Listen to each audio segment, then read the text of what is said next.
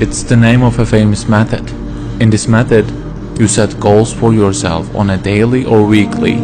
You start to put cross to the days on which you have reached your goal.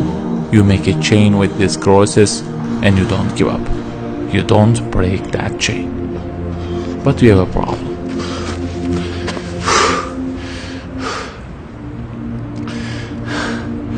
Personal development specialists say that we should have goals. You know, they say like, don't sleep more than 6 hours, learn a language, finish a book every week, don't stop, always run, don't give up on your dream, don't break the chain. Okay, I don't object to them. I also have a table and put crosses on it every day and go after many goals, no problem. But you know what? They don't talk about the most important part of it.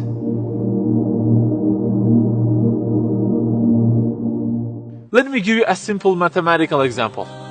Try to imagine that you are adding numbers, and imagine that the numbers you have added up to this year is, for example, 35 in total, and you start from this year. For example, you will add 4 in this year, and then add 8 in next year, and it goes on. And there is an unknown time which counts down, and when it ends, you can't add any other number. Okay, you start the addition. Plus 4, plus 8, plus 7, plus 3. You add ambitiously, you keep adding and adding. Plus 6, plus 5, and okay, they say time is over. Then you realize that you have added the numbers into a giant parenthesis, and there is a zero multiplication at the end of it.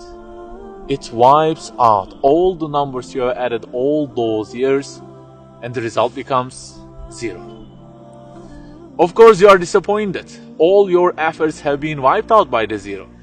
A regret arises inside of you. You say, I wish I had seen the whole picture at the beginning and realized that 0 and changed it with 1 before I started the addition.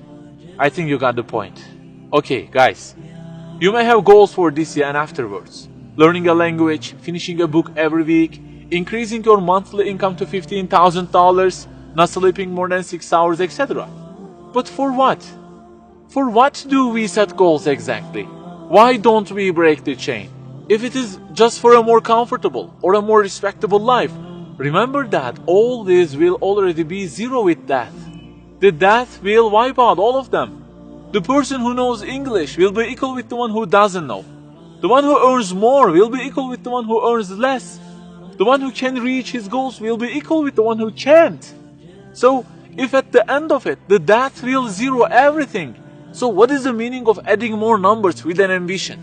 It just increases the degree of the disappointment that you will feel. So the logical thing is seeing the whole picture at the beginning. In this life journey, which will end in an unknown time, my first job must be to prevent death from being 0. Well, can I really prevent death from being 0? I mean, since everything will leave my hands and will be lost, is there any other way that would transform them into something eternal?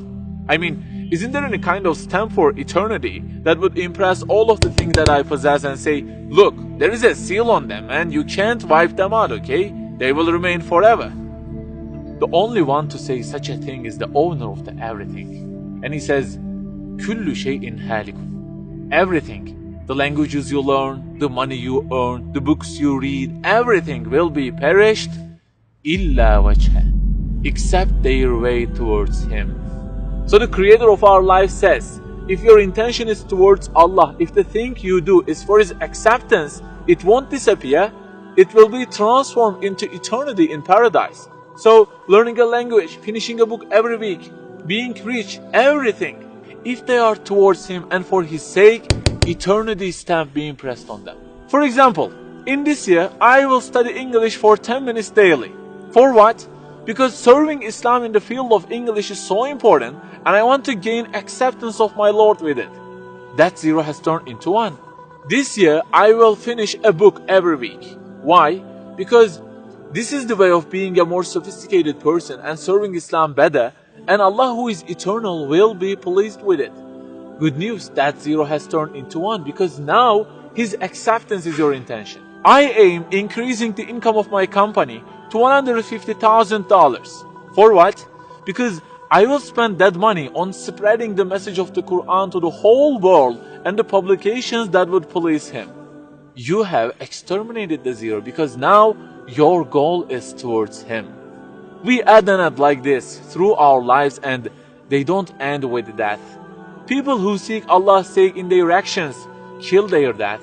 Death cannot zero their additions. If the thing we do is for His acceptance, it is not mortal. You may say, I don't really love Him that much, and maybe I don't really believe in Him that much either. So how can I do everything for His sake? I don't even know who He is. My brother or sister, that's the problem. You don't even know who He is. And actually it is our first job in this life. Recognizing Him, that's the first step. The more you recognize Him, the more you love Him. And the more you love Him, the more you seek His sake in your actions. So learn about Him. Who made you? What does He want? Why does He give you such a billion things in each day? Read, find out. Turning the zero into one is a lifelong process. Start at the point that you are missing and try to fix it. Like the specialists say, don't break the chain, but keep the chain to gain His acceptance. Run, but run to be eternal. An unknown time counts down, and before starting to add the numbers, the first thing you have to do is to remove that zero. Otherwise, everything you added will be wiped out.